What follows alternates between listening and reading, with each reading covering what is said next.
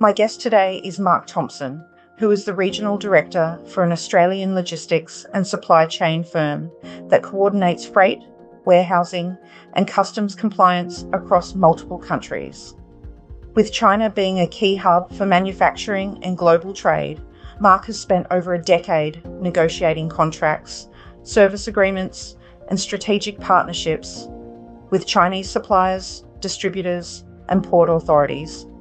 Mark, thanks for joining us today. You've negotiated extensively in China over the years. Let's jump in. Can you recall a situation where a misunderstanding had a serious impact? Absolutely.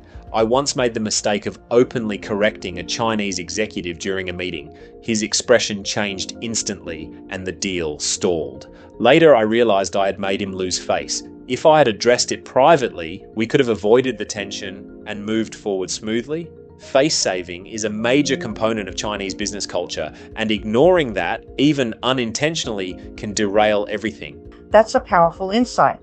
Shifting gears, how do you approach pricing and negotiation ranges in China? My first negotiation in China was a disaster. I had a clear price range, a rigid bottom line, and a narrow ZOPA, zone of possible agreement, thinking it would make things simple. Instead, it made me seem inflexible. Discussions stalled and we kept hitting dead ends.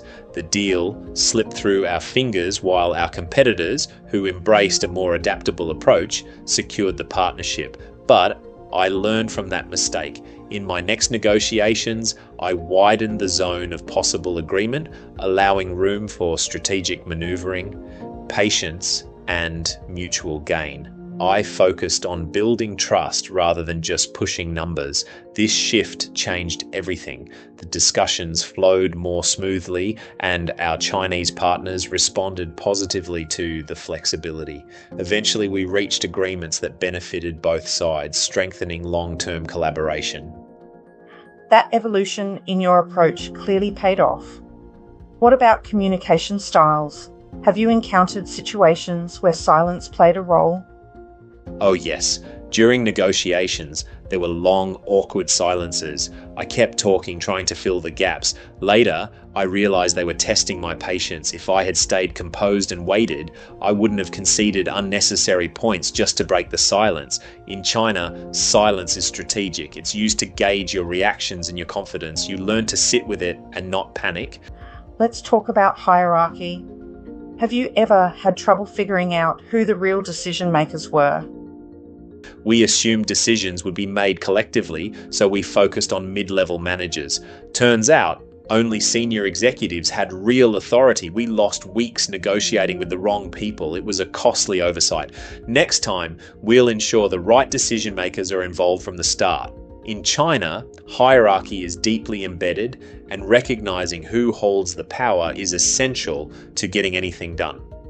Timelines can be tricky in any deal. Did you ever feel your urgency was used against you? Absolutely. We mentioned our tight deadline early on, thinking it would speed things up. Instead, they delayed decisions until the last moment, knowing we had no time to negotiate properly. We learned the hard way: never reveal time constraints in China. If you do, you're handing over leverage. Now we always build in a buffer and keep timelines close to our chest. Relationship building is often mentioned in the context of Chinese business. How has guanxi factored into your experience? Well, in the beginning, we approached negotiations transactionally without building guanxi, the personal relationships that underpin trust. They saw us as outsiders and didn't take our offer seriously. After months of relationship building, dinners, informal meetings, shared experiences, things changed. You see, in China, trust matters more than the deal itself. Basically, if there's no guanxi, there's no business. It takes time, but it's non-negotiable. Lastly, information management. How open should you be during negotiations? We were just too open, answering every question in detail. Later, we realized they were gathering intel to strengthen their position.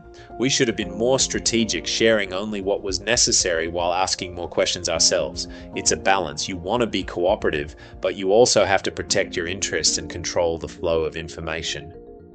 Mark, thank you for these candid insights.